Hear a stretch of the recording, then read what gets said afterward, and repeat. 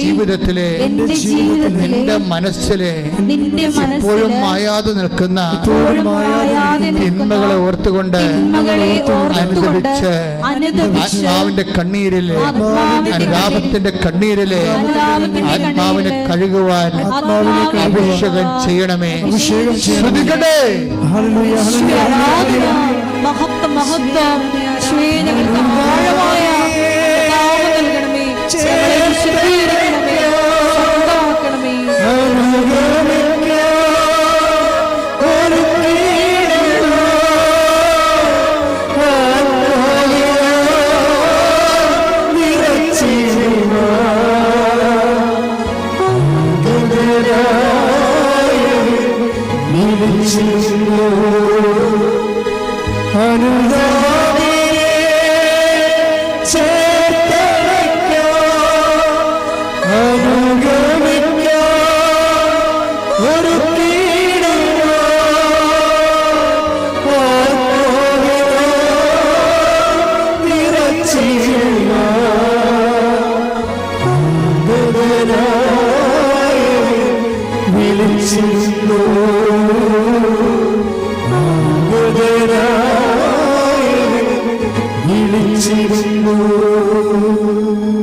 കർത്താവ് രണ്ടു തരം മനുഷ്യരെയാണ് തിരിച്ചിരിക്കുന്നത്.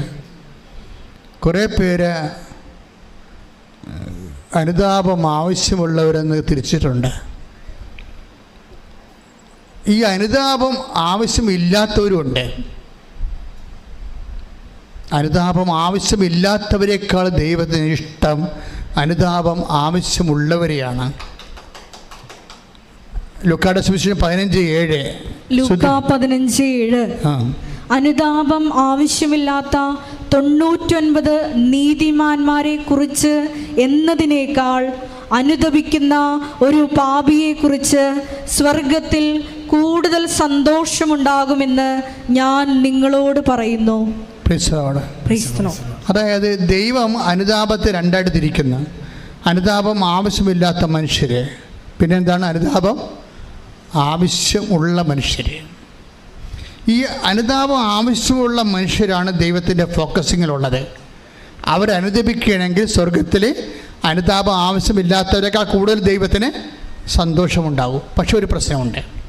എന്താണ്? അനുതാപം ആവശ്യമുള്ള ആൾക്കാരെ അവരെ തന്നെ രണ്ടായിട്ട് ദൈവം തിരിച്ചിട്ടുണ്ട്. അനുതാപം ആവശ്യമുണ്ട്, പക്ഷേ ദൈവം അവസരം കൊടുത്തിട്ടില്ല. അതാണ് അനുതാപം ആവശ്യമുണ്ട്, പക്ഷേ അവസരം കിട്ടിയിട്ടില്ല എങ്കിൽ അതാണ് ഏറ്റവും വലിയ അപകടം. ഇപ്പം നിങ്ങൾക്ക് അവസരം കിട്ടില്ലേ? എനിക്ക് അവസരം കിട്ടില്ലേ? അതാ വിഷയം. അനുദപിക്കാൻ അവൻ അവസരം കൊടുത്തില്ല. Take the blood of god. ശ്രദ്ധിക്കണം. ഹല്ലേലൂയ, ഹല്ലേലൂയ, ഹല്ലേലൂയ, യേശുവേ നന്ദി. Hallelujah, hallelujah, hallelujah. ഹെബ്രായർ 12:17. ഹെബ്രായർ 12:17. പിന്നീട് അവകാശം പ്രാപിക്കാൻ ആഗ്രഹിച്ചപ്പോൾ അവൻ തിരസ്കരിക്കപ്പെട്ടുവെന്ന് നിങ്ങൾക്കറിയാമല്ലോ. യേശുവിന്റെ കാര്യമാണ്. കണ്ണീരോടെ അവൻ അത് ആഗ്രഹിച്ചെങ്കിലും അനുദപിക്കാൻ അവന് അവസരം ലഭിച്ചില്ല. കണ്ട ട്രാജഡി കണ്ട. മനുഷ്യരെങ്ങനെയാണ് രണ്ടായിട്ട് തിരിക്കുന്നത്? ഒന്ന്, അനുതാപം ആവശ്യമില്ലാത്തവർ വിശുദ്ധന്മാരായിരിക്കാം, പക്ഷേ അവരെക്കാൾ ദൈവത്തിന് സന്തോഷം ആരാണ്? പാപിയുടെ അനുതാപം ആവശ്യമുള്ളവരെയാണ്. ഈ അനുതാപം ആവശ്യമുള്ളവർ തന്നെ രണ്ട് തരമുണ്ട്. എന്താണ്? അനുദപിക്കാൻ അവസരം കൊണ്ട് കിട്ടിയവരും കിട്ടാത്തവരും. അത് ഈ അനുദപിക്കാൻ ആവശ്യമുണ്ടായിട്ടും അവസരം കിട്ടാത്തവരാണ് ശരിക്കും പറഞ്ഞാൽ ഭൂമിയിൽ വെച്ച് തന്നെ നരകത്തിന് അടിപ്പെട്ടു പോകുന്ന ആൾക്കാർ. അതുകൊണ്ട് അവസരം മുതലാക്കാൻ നോക്കണം. നിങ്ങൾ പല അവസരങ്ങളും ജഡിക മനുഷ്യൻ മുതലാക്കുന്നുണ്ട്. കണ്ണിന് ദുരാശ, ശരീരത്തിന് ദുരാശ, ജീവിതത്തിൻ്റെ അഖണ്ഡ കൊണ്ടുണ്ടാക്കുന്ന പല അവസരങ്ങളും നമ്മൾ മുതലാക്കും. പക്ഷെ അനുദപിക്കാനുള്ള അവസരം മുതലാക്കത്തില്ല. That is our tragedy. ശ്രുതികട്ടെ. ഹല്ലേലൂയ, യേശുവേ ആരാധന.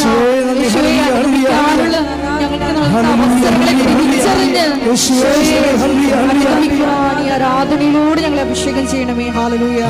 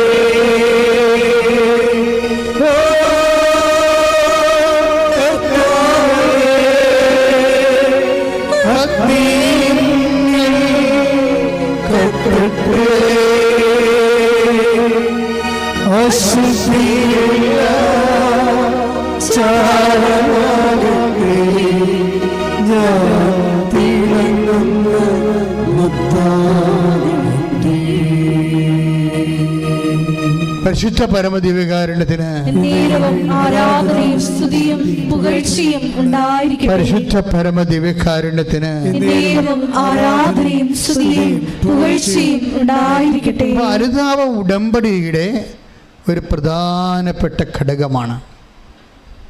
ഇപ്പോഴും ലിയ സെബാസ്റ്റ്യൻ എന്താണ് 500 രൂപയ്ക്ക് 1000 രൂപ അവൾക്ക് കിട്ടി. അവൾ ഇവിടെ വരുമ്പോൾ ഒരു സംഭവം നടക്കും.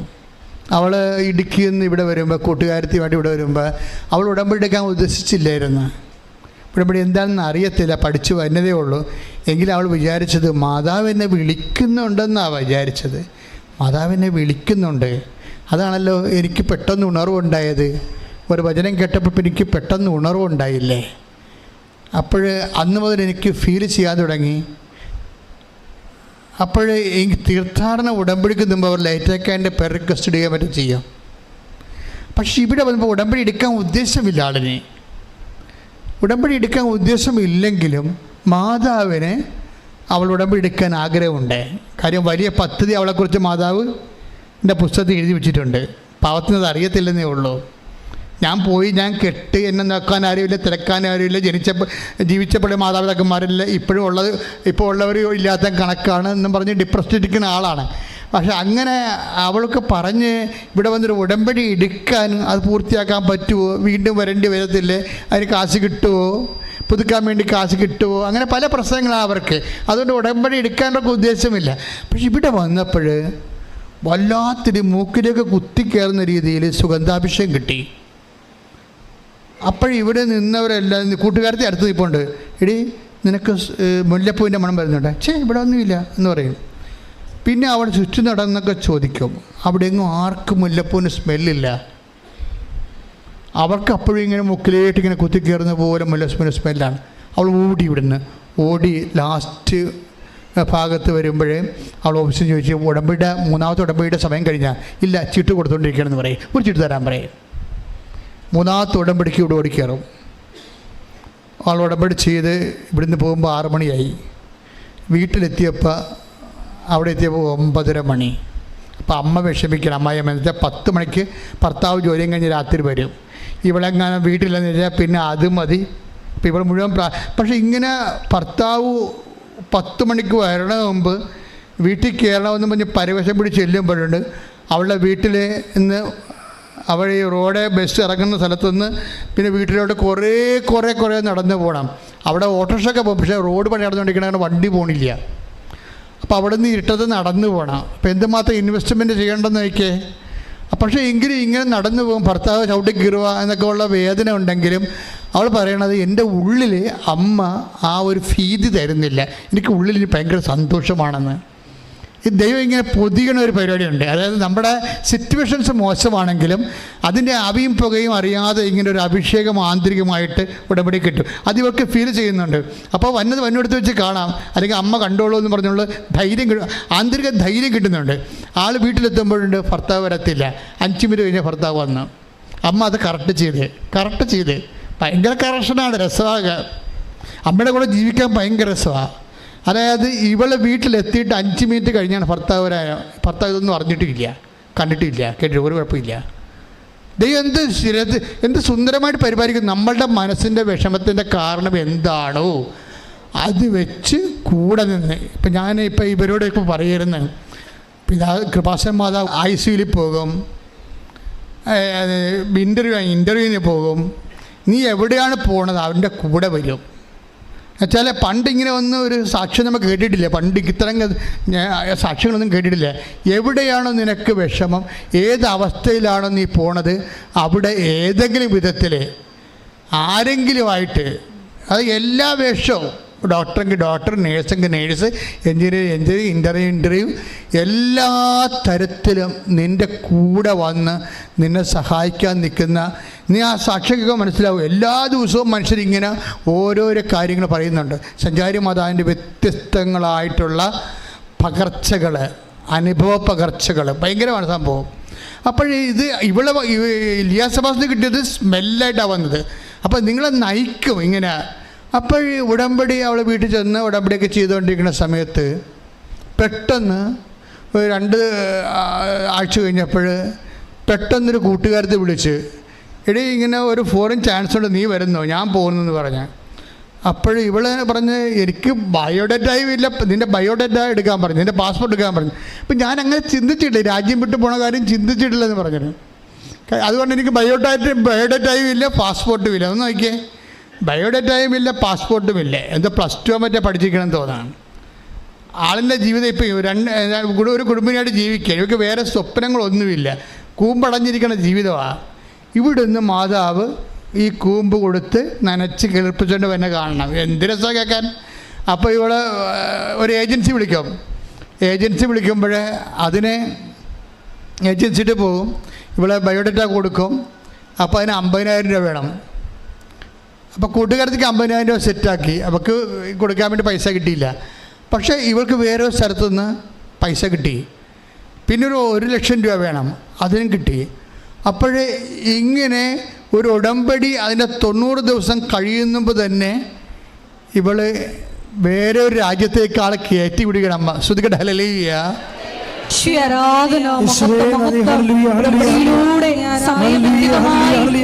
കാര്യങ്ങൾ ചെയ്യുന്ന മാതാവിന്റെ സ്നേഹത്തിന് നന്ദി പറയുന്നു.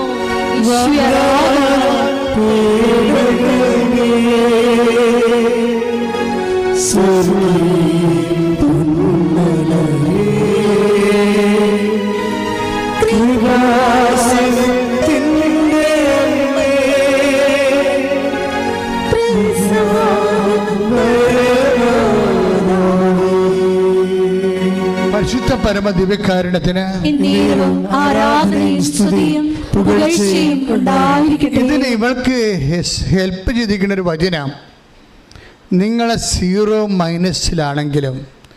അമ്മ നിങ്ങളുടെ ജീവിതം ഏറ്റെടുത്താൽ നിങ്ങളെ ഉയർത്തിക്കൊണ്ടുവരും. അങ്ങനൊരു വചനമുണ്ട്. ദൈവവചനമല്ല, അച്ഛൻ പറഞ്ഞതാണ്. എനിക്കിങ്ങനെ അമ്മ തോന്നിപ്പിക്കുന്ന ആളല്ല, മനുഷ്യൻ്റെ ജീവിതത്തിലെ അമ്മ തോന്നിപ്പിക്കുന്ന ദൈവ വചനങ്ങളോട് സാരൂപ്യമുള്ള ദൈവവചനങ്ങളുടെ ജീവനും അതുപോലെ തന്നെ അതിൻ്റെ ഓജസ്സും അതിൻ്റെ ന്യൂക്ലിയസൊക്കെ വെച്ചിട്ട് ഞാൻ ഇന്നത്തെ ജീവിതവുമായിട്ട് ബന്ധപ്പെടുത്തി മാംസധാരണമാണ് നമ്മളിത് ചെയ്യണത്. അപ്പോൾ അമ്മ എന്താ പറഞ്ഞത്, നിങ്ങൾ 0- ആണെങ്കിലും, അപ്പോൾ അവൾ 0- അവളുടെ ലൈഫ് മൊത്തം നോക്കുമ്പോൾ 0 അല്ല, 0- ഈ 0- നിന്ന് ഒരാളെ ഉയർത്തിക്കൊണ്ടുവന്നിട്ട് അവൾക്ക് അവളുടെ സ്വപ്നങ്ങൾക്ക് ചിറക് കൊടുത്തിട്ട് അവളെ ഇങ്ങനെ സ്വതന്ത്രമായിട്ട് അവളുടെ ജീവിത ലക്ഷ്യങ്ങളിലേക്ക് മാതാവ് പറത്തിക്കൊണ്ട് പോണ കാഴ്ച, ഇത് ഇപ്പോഴ് 100 മനുഷ്യരുടെ അനുഭവങ്ങളാണ്.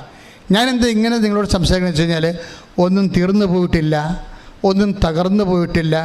അമ്മ ജീവിച്ചിരിക്കുന്നിടത്തോളം കാലം, അമ്മയുടെ മധ്യസ്ഥത്തിന് യേശു ചെവി കൊടുക്കുന്നിടത്തോളം കാലം എനിക്കും നിങ്ങൾക്കും ജീവിതമുണ്ട്. കൈയടിച്ച് സ്തുതിക്കട്ടെ. അമ്മയുടെ സാന്നിധ്യത്തിന്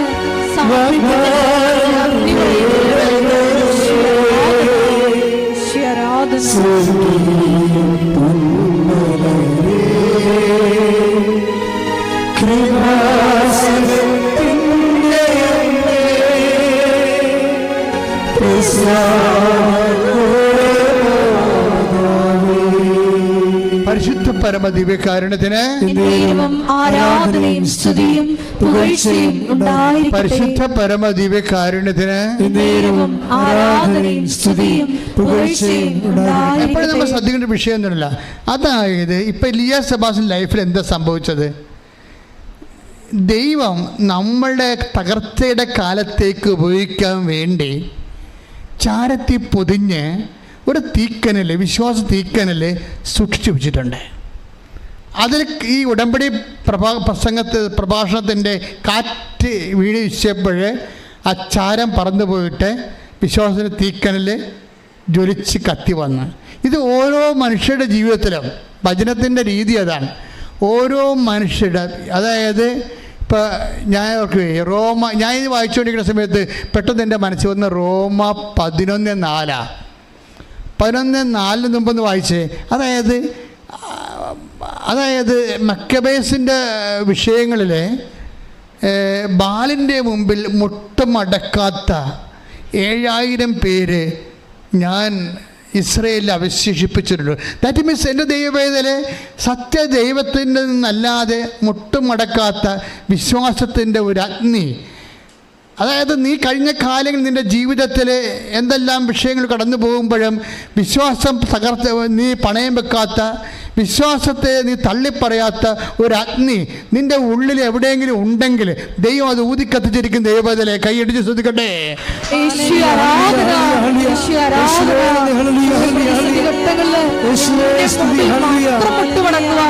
ആരാധനയിലൂടെ തങ്ങളെ അഭിഷേകം ചെയ്യണമേ.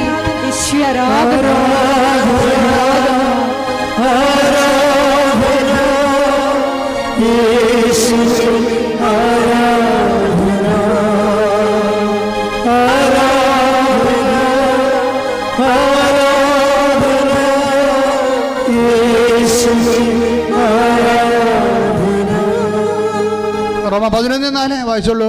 എന്നാൽ ദൈവം അവനോട് മറുപടി പറഞ്ഞത് എന്താണെന്നോ, ബാലിന്റെ മുമ്പിൽ മുട്ടുകുത്താത്ത 7000 പേരെ എനിക്ക് വേണ്ടി ഞാൻ മാറ്റി നിർത്തിയിട്ടുണ്ട്.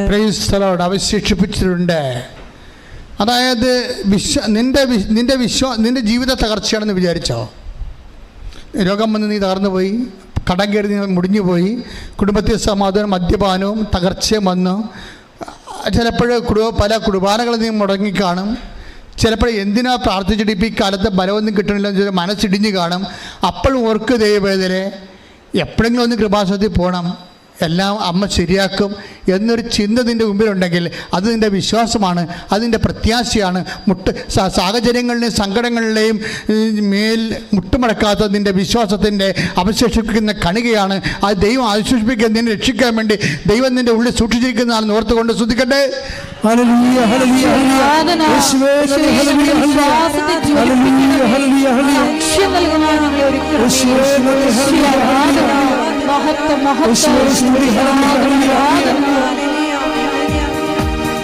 കൈയടിച്ചുകൊണ്ട്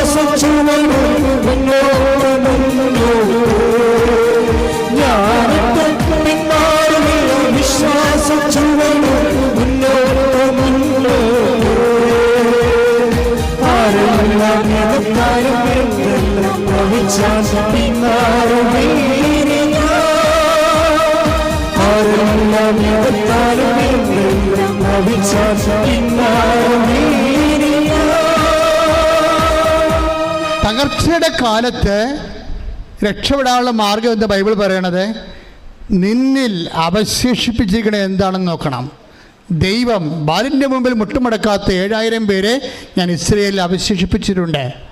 അവരുടെ ആയിരിക്കും ഇസ്രയേലിൻ്റെ വീണ്ടെടുപ്പ് നടക്കാൻ പോണത്. ദൈവമേ, എൻ്റെയും നിൻ്റെയും തകർച്ചയിൽ നിന്ന് ദൈവം നിന്നെ വീണ്ടെടുക്കണത് നീ വിശ്വാസത്തിൻ്റെ പേരിൽ. ചിലപ്പോൾ ദൈവസ്നേഹമായിരിക്കും അവശേഷിപ്പിച്ചിരിക്കണത്. നിനക്ക് തകർച്ചയുണ്ട്, രോഗമുണ്ടെങ്കിൽ ഇപ്പോഴും നിനക്ക് വിശ്വാസം അവശേഷിച്ചിട്ടുണ്ടല്ലേ? നിനക്ക് തകർച്ചയുണ്ട്, രോഗമുണ്ട്, വീട്ടിൽ കുടുംബത്തിൽ സമാധാനം ഇല്ലെങ്കിലും നിൻ്റെ പള്ളിയിലെ പോക്ക്, കുർബാനക്കട നീ മുടക്കിയിട്ടില്ല, ദൈവം എന്നുള്ള വിളി നീ മുടക്കിയിട്ടില്ല. അത് അവശേഷിപ്പിച്ചിരിക്കണതാ. നിനക്ക് കടമുണ്ട്, അതുപോലെ തന്നെ രോഗങ്ങളുണ്ടെങ്കിലും നിന്റെ ദാനധർമ്മം നീ മുടക്കിയിട്ടില്ല. ദാനധർമ്മം നീ മുടക്കിയിട്ടില്ല. അതായത് നിനക്ക് തകർച്ചയുണ്ട്, നിനക്ക് കടമാണ്, കടത്തുമേ കടമാണ്, എങ്കിലും ആരെങ്കിലും എന്തെങ്കിലും ചോദിച്ചാൽ നീ നിൻ്റെ കയ്യിലുള്ളത് കൊടുക്കും, നീ അവശേഷിപ്പില്ല. അതാണ് സ്മിർനയിലെ സഭയ്ക്ക് പറയണത്. അതായത് നീ നിന്നിൽ അവശേഷിപ്പിച്ചിരിക്കുന്നതിന് വെളിപാട് 3:2 എടുത്ത് ശ്രുതികട ഹല്ലേലൂയ ഹല്ലേലൂയ ഹല്ലേലൂയ ഹല്ലേലൂയ വെളിപാട് 3:2 വെളിപാട് 3:2 ഉണരുക ഉണരുക പറഞ്ഞേ ഉണരുക നിന്നിൽ ആസന്ന മരണമായി അവശേഷിക്കുന്നതിനെ ഉത്തേജിപ്പിക്കുക. കൈയടിച്ചിരിക്കട്ടെ. ഹല്ലേലൂയ ഹല്ലേലൂയ ഹല്ലേലൂയ യേശുവേ ഹല്ലേലൂയ ആരാധന ആരാധന ആരാധന യേശുവേ ആരാധന ആരാധന ആരാധന യേശുവേ ആരാധന.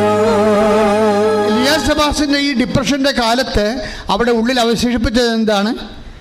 ഈശോയെക്കുറിച്ചുള്ള ഒരു വിശ്വാസം. ചിലപ്പോൾ നിങ്ങൾക്ക് ദൈവസ്നേഹമായിരിക്കും, ചിലപ്പോൾ നിങ്ങൾ ദാനധർമ്മമായിരിക്കും. ഞാൻ ഇവിടെ രാവിലെ അച്ഛൻ ധ്യാനം നടത്തുന്ന സമയത്ത് ഞാൻ പെട്ടെന്നൊന്നും തൂങ്ങിപ്പോയി. അപ്പോൾ ഞാൻ തൂങ്ങിയപ്പോൾ എനിക്ക് ചെറിയ ബുദ്ധിമുട്ട് തോന്നിയില്ലേ? അപ്പോൾ ജോമോൾ എന്നെ വിളിച്ചെഴുന്നേപ്പിച്ചായിരുന്നു. അപ്പോൾ ഞാൻ ബൈബിൾ എടുത്ത് നോക്കിയപ്പോൾ പ്രഭാഷകനാണ് കിടക്കണത്. എനിക്ക് കിട്ടിയ വചനം ഇതാണ്: ദാനധർമ്മം ചെയ്യുന്നവൻ പാപത്തിൽ നിന്ന് മോചനം നേടിയിരിക്കുന്നുവെന്നാണ്. പ്രഭാഷകൻ 3:30. 3:30. ഓക്കെ. ജലം ജ്വലിക്കുന്ന അഗ്നിയെ കെടുത്തുന്നത് പോലെ പറഞ്ഞ ജലം ജ്വലിക്കുന്ന അഗ്നിയെ കെടുത്തുന്നത് പോലെ ദാനധർമ്മം പാപത്തിന് പരിഹാരമാണ്. അതായത് അപ്പം ഞാൻ ഓർത്ത്, ദൈവമേ, ഉടമ്പടിയിൽ എന്തുമാത്രം മനുഷ്യരാണ് ദാനധർമ്മങ്ങൾ ചെയ്യുന്നത്. നോൻപ് കാലത്ത് ഏറ്റവും നമുക്ക് ചെയ്യാൻ പറ്റുന്ന കാര്യങ്ങളാണ്. പക്ഷേ എപ്പോഴും നമ്മൾ ആ ദാനധർമ്മത്തിൻ്റെ ഒരു രഹസ്യാത്മകത ഉണ്ട്. അതുപോലെ തന്നെ അത് കൊടുക്കുന്ന അർഹതപ്പെട്ട ആളായിരിക്കണം. അങ്ങനെ കുറച്ച് കാര്യങ്ങളുണ്ട്. എങ്കിലും ഈ നോൻപ് കാലത്തിൻ്റെ അരൂപി നിങ്ങളുടെ ഉടമ്പടിയെ, സാധാരണ കാലത്തെ ഉടമ്പടിയേക്കാളും നോൻപ് കാലത്തെ ഉടമ്പടിയെ ജ്വലിപ്പിക്കാനുള്ള സാധ്യത അതായത് ഒരു മനുഷ്യന് ദൈവാനുഗ്രഹം നിറയേണ്ട ഒത്തിരി കാര്യങ്ങൾ ശ്രദ്ധയോടെയും അർത്ഥവത്തായിട്ടും ചെയ്യാൻ പറ്റിയ ഒരു അനുയോജ്യമായൊരു കാലമാണ് നോൻപ് കാലം. പാപം ചെയ്തിട്ട് പിന്നെ ദാനധർമ്മം ചെയ്യാം, പാപം ചെയ്തിട്ട് പിന്നെ ദാനധർമ്മം ചെയ്യാം, പരിഹാരമാകുമ്പോൾ എന്നല്ല. ഇപ്പം പേപ്പട്ടി കടിച്ചാൽ ഇപ്പം ഞങ്ങളുടെ കപ്പേരുടെ പൂച്ച കടിച്ചു ഞങ്ങൾ. ഈ ആൾക്കാരെ അങ്ങനെ പൂച്ച കൈകൊണ്ട് ഓടിക്കാൻ പോയി, വല്ല പരിപാടി വേണ്ട. ആ പൂച്ച കയറി മാന്തി ഡോക്ടറെ അടുത്ത് ചെന്നപ്പോൾ ഡോക്ടർ പറഞ്ഞ് 14 കുത്തെടുക്കണം, പൂച്ച കടിച്ചാലും പട്ട് കടിച്ചാലും 14 കുത്തെടുക്കണമെന്ന് പറഞ്ഞു. ഞാൻ പറഞ്ഞു ഒന്നെടുത്താൽ മതി പറഞ്ഞു. കപ്പേൻ്റെ അടുത്ത് കപ്പേരോടെ ചെന്ന് പറഞ്ഞ് 14 കുത്ത് കത്തണമെന്ന് പറഞ്ഞു. ആ പൂച്ച കാരണം പൂച്ചക്ക് ആപ്പാടെ 4 നഖവേ ഉള്ളു, കപ്പേൻ്റെ 14 കുത്തു. എൻ്റെ അടുത്ത് പറഞ്ഞാൽ 14 കുത്ത് കുത്തിയെന്ന് പറഞ്ഞു. ഞാനൊരു കാര്യം ചോദിക്കട്ടെ, ഈ 14 കുത്ത് ഈ പൂച്ച കടിച്ചാലും പേപ്പട്ടി കടിച്ചാലും മരുന്നുണ്ട്, 14 കുത്ത് വെച്ചാൽ മതിയെന്ന് വിചാരിച്ചുകൊണ്ട് നിങ്ങളെ പൂച്ചയെക്കൊണ്ട് പിന്നെ കടുപ്പിക്കുക, പിന്നെയും പൂച്ചയെ കൊണ്ട് മാന്തിക്കുക? ഇല്ല, ആ ബിസിനസ് അവസാനിപ്പിക്കും. പാപത്തിന് ദാനധർമ്മം പരിധിവിധിയാണെന്ന് പറഞ്ഞുകൊണ്ട് വീണ്ടും ആരെങ്കിലും പാപം ചെയ്യുക? ഇല്ല. അപ്പോൾ നോൻപ് കാലം പാപം അവസാനിപ്പിക്കേണ്ട ഒരു കാലമാണ്. പാപ സാഹചര്യങ്ങളിൽ നിന്ന് ഒഴിഞ്ഞു മാറേണ്ട ഒരു കാലമാണ്. വിശുദ്ധിയോടെ ജീവിക്കുമ്പോൾ മറ്റുള്ളവരെങ്ങനെ ജീവിക്കുന്നു എന്നല്ല, ദൈവത്തെ അറിഞ്ഞ നിന്നോടാണ് അക്കൗണ്ടബിൾ ആകണത്. കാര്യം നിനക്ക് അനുതാപം ആവശ്യമുണ്ട്, അവസരവുമുണ്ട്, ഇല്ലേ? ഇനി അനുതാപം ആവശ്യമുണ്ട്, അവസരമില്ലാത്ത ഒത്തിരി പേരുണ്ട്. അവരുടെ കാര്യം ദൈവം സംസാരിക്കണില്ല. അവർ പണ്ടേ ദൈവത്തിൻ്റെ ബുക്കിൽ നിന്ന് പോയ ആൾക്കാരാണ്. അവർ പറഞ്ഞാൽ നീ കേൾക്കേണ്ട ആവശ്യമില്ല. മനസ്സിലായല്ലേ? എഴുന്നേൽക്കുക. എൻ്റെ പ്രിയപ്പെട്ടവരെ, രോഗസൗഖ്യ പ്രാർത്ഥനയ്ക്ക് പ്രവേശിക്കുകയാണ്.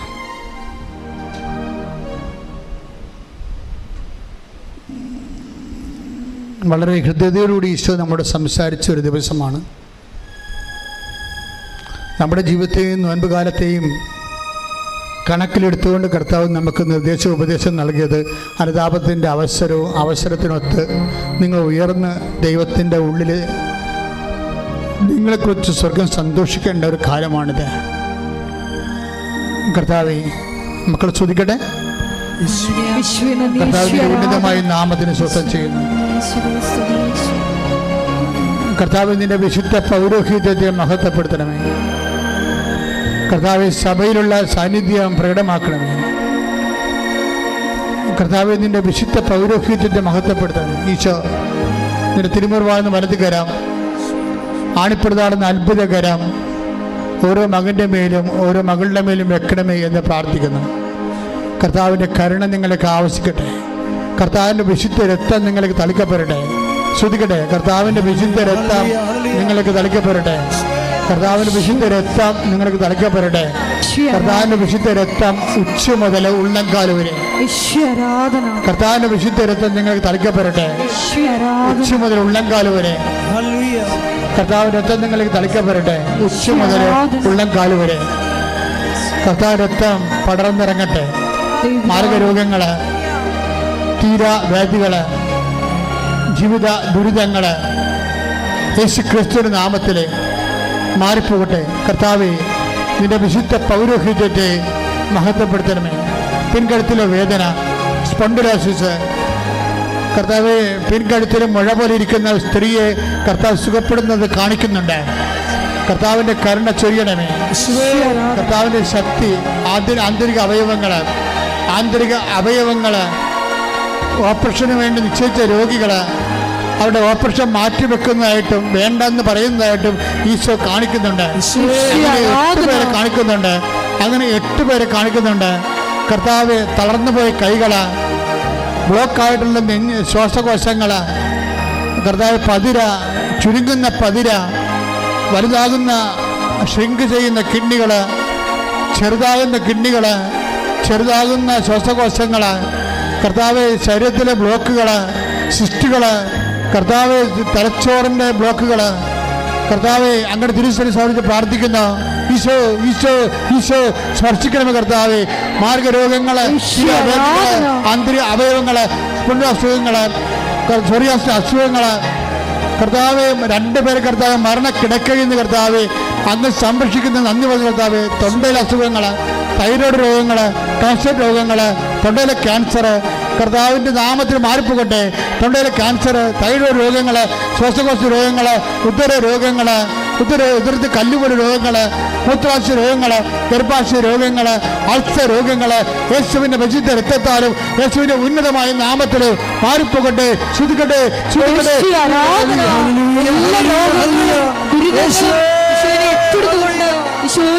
ദൈവപിതാവേ, നിന്റെ നാമം ഈ ആരാധനയിലൂടെ മഹത്വപ്പെടുത്തണമേ. മഹത്വം മഹത്വം ആരാധന.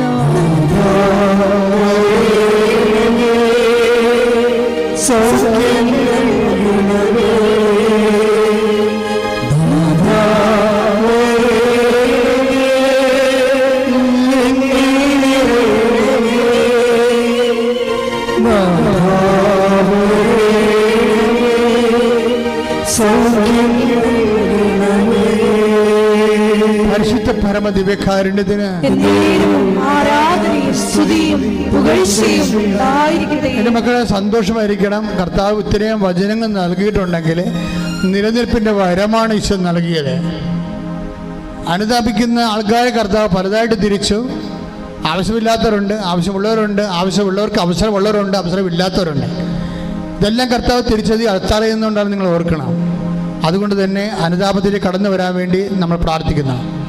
ഇപ്പോൾ നമ്മൾ പ്രാർത്ഥിക്കാൻ പോകുന്ന വിഷയങ്ങൾ, ഒത്തിരിയേറെ മക്കൾ ഭൗതികമായ സാഹചര്യത്തിൽ ഞെരുങ്ങുന്നവരുണ്ട്, ജോലിയില്ലാത്തവരുണ്ട്, ജപ്തി നടപടി നേരിടാൻ പോകുന്നവരുണ്ട്, ലേലത്തിൽ വസ്തുക്കൾ വെച്ചു പോയവരുണ്ട്, കർത്താവ് വിദേശങ്ങളിലേക്ക് പോകാൻ ആഗ്രഹിച്ചിട്ട് പോകാൻ പറ്റാതെ തോറ്റുപോയവരുണ്ട്, പരീക്ഷയ്ക്ക് പണം കൊടുത്ത് കിട്ടാത്തവരുണ്ട്, പണം കൊടുക്കാൻ ഇല്ലാത്തവരുണ്ട്, തിരിച്ചു പോരാൻ പറ്റാത്തവരുണ്ട്. ഇങ്ങനെ വ്യത്യസ്തങ്ങളായ മേഖലകൾ. നാട്ടിൽ തൊഴിൽ അന്വേഷിക്കുന്നവരുണ്ട്, നാട്ടിൽ തൊഴിലിൻ്റെ പരീക്ഷ എഴുതിയവരുണ്ട്, അതുപോലെ തന്നെ വിവാഹ തടസ്സമുള്ളവരുണ്ട്, വിവാഹത്തിന് മക്കളില്ലാത്തവരുണ്ട്, ഭാര്യ ഭർത്താക്കന്മാർ വേർപിരിഞ്ഞ് ജീവിക്കുന്നവരുണ്ട്, ഒരുമിച്ച് ജീവിക്കാൻ ആഗ്രഹിക്കുന്നവരുണ്ട്, മക്കൾക്ക് വേണ്ടി കേസ് കൊടുത്തിരിക്കുന്നവരുണ്ട്, വീടില്ലാത്തവരുണ്ട്, സ്ഥലമില്ലാത്തവരുണ്ട്, അതുപോലെ തന്നെ ഉറഞ്ഞ വീട്ടിൽ താമസിക്കുന്നവരുണ്ട്, കലഹങ്ങളുള്ള വീടുകളുണ്ട്, അയൽവാസികൾ ഭിന്നതയുള്ള വീടുണ്ട്, കേസുള്ള വീടുകളുണ്ട്.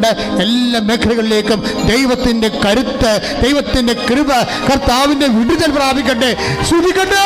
ഹല്ലേലൂയ. ഹല്ലേലൂയ. യേശുവേ. ആരാധന, ആരാധന. ഹല്ലേലൂയ.